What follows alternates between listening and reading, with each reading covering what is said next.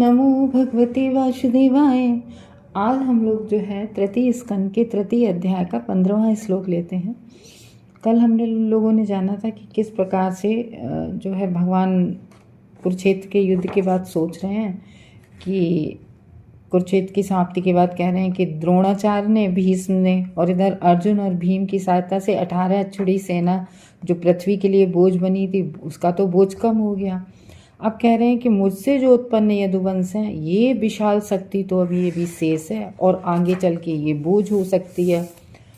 तो उसके लिए भगवान कह रहे हैं अब इसमें, अब इस श्लोक में जो है भगवान श्री कृष्ण जो है, देखो भगवान श्री कृष्ण हम लोग ये जानेंगे इस श्लोक में कि यदुकुल का विनाश जो हुआ था वो भगवान की इच्छा से हुआ था। किसी के ना तो श्राप से हो सकता है ना किसी और से, क्योंकि भगवान से ही उत्पन्न थे और भगवान की इच्छा से, श्री कृष्ण की इच्छा से ये सारा जगत चल रहा है। सारा जगत भगवान की ही इच्छा से चल रहा है।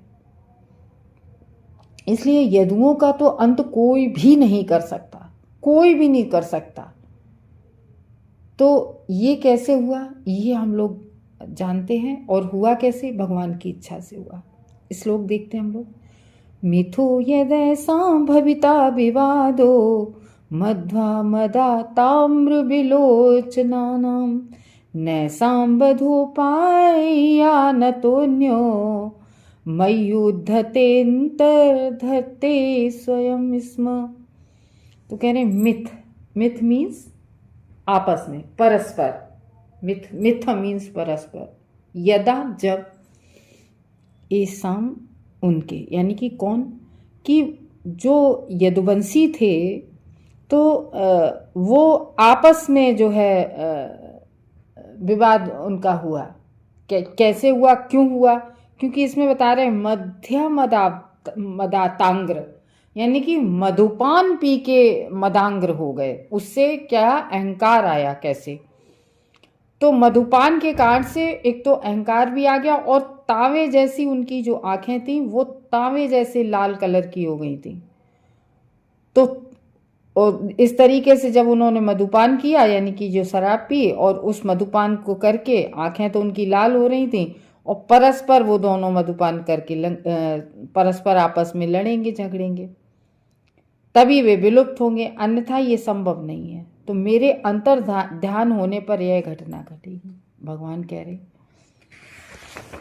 कि हम इस धरा जगत से चले जाएंगे तब ऐसी घटना घटेगी। तो भगवान और उनके संगी हैं, मतलब भगवान, अब उनके पुत्र कौन थे, यदुवंशी उत्पन्न जो भगवान से, भगवान के बच्चे ही थे। जैसे प्रद्युम्न, अनिरुद्ध ये भी थे, ये थे तो सब भगवान के अंश।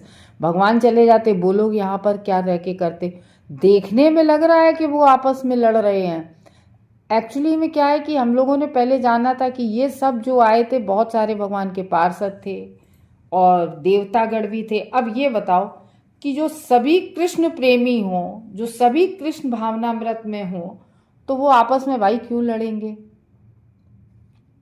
तो ये समझने वाली बात है। तो इसलिए यहाँ पर इस श्लोक से ऐसे इसमें है कि नैश्याम विधोपाय इयन अंतु अंतु, यानी कि ऐसा लग रहा था ऊपर से लोगों को देखने में कि इन लोगों के साथ में आपस में ये सब लड़ झगड़ रहे, यानी कि विवाद हो रहा है यदुवंशियों में। तो देखो वो तो संभव नहीं है विवाद की, सब भगवान के ही प्रेमी थे, सब भगवान के कोई स्वांश थे, कोई देवता थे, तो सब भगवान के प्रेमी थे और भगवान को मानने वाले थे। तो ऐसा दुनिया को दिखे, एकदम से अंतर ध्यान कैसे हो जाएंगे सारे देवता लोग। भाई यदुवंशी थे, कुछ उनमें थे देवता लोग भी थे जो भगवान पार्षद भी थे, भगवान की लीला में पार्टिसिपेट करने आए थे। तो कह रहे दुनिया को दिखे, पर ऐसा था नहीं उनका आपस में, कोई द्वेष भावना उन लोगों में आपस में नहीं थी। अब ये सोचो आप प्रद्युम्न अनिरुद्ध लड़ेंगे आपस में, हैं? तो इसके अतिरिक्त अन्य कोई साधन ही नहीं था कि कैसे इस धरा जगत से सब गायब हों, यहां से जाएं। तो भाई चक्कर जी है, भगवान यहाँ से जाएंगे दूसरी जगह लीला करेंगे तो उनके सारे पार्टिसिपेटर भी हैं, वो भी तो वहां जाएंगे। जैसे हम लोग पिक्चर देखने जाते हैं, आज पिक्चर कोई रिलीज हुई, हम लोगों ने देखा और हीरो मर गया उस पिक्चर में, अगली पिक्चर फिर उसकी आ गई, उसमें फिर वो हीरो वही हीरो। तो वही है ना, दूसरी पिक्चर की कहानी है, उसमें फिर उसने नई पिक्चर बना दी। तो यही ऐसा यहाँ भी होता है कि यहाँ पर यहाँ लीला समाप्त हो गई, यहाँ मूवी समाप्त, दूसरी मूवी फिर बनानी है। ऐसे ही भगवान के पार्षद होते हैं, देवी देवता होते हैं, दूसरी लीला में प्रवेश करते हैं जाके।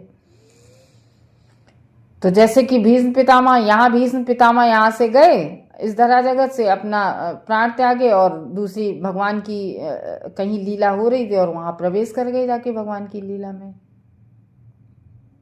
तो इसलिए कह रहे कि इसके अतिरिक्त अन्य कोई साधन ही नहीं था यदुकुल के नाश का।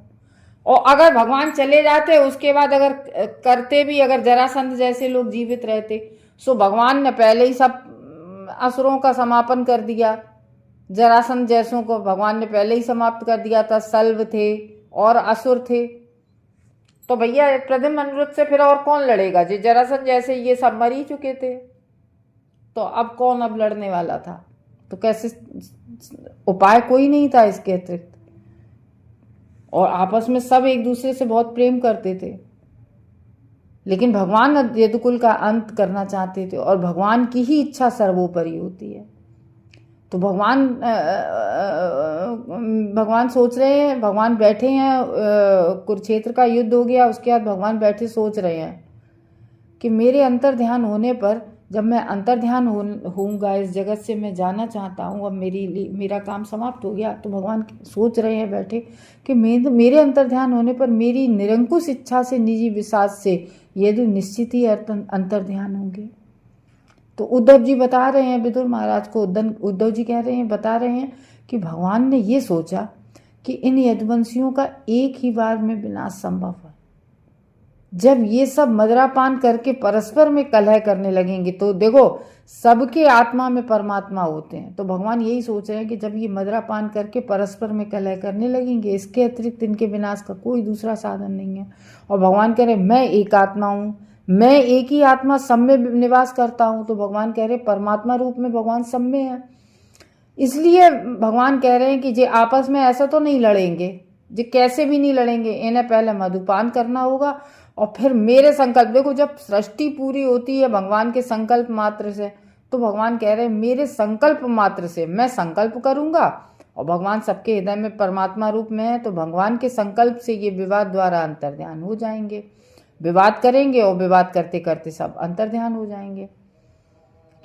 जबकि वो सारे यदुवंशी एक चित्त वाले थे, इसमें कोई संदेह नहीं है। क्योंकि इस श्लोक में जो है मपि उद्यते शब्द आया है, जो ठीक है, मध्युत्तते अंतर्धत्ते। तो वो कह रहे हैं, भगवान कह रहे हैं कि मैं एकात्मा हूँ, मैं संकल्प करूँगा तो इन सबके विचारों में वही बात आ जाएगी, तो विवाद करेंगे और अंतर्ध्यान हो जाएंगे।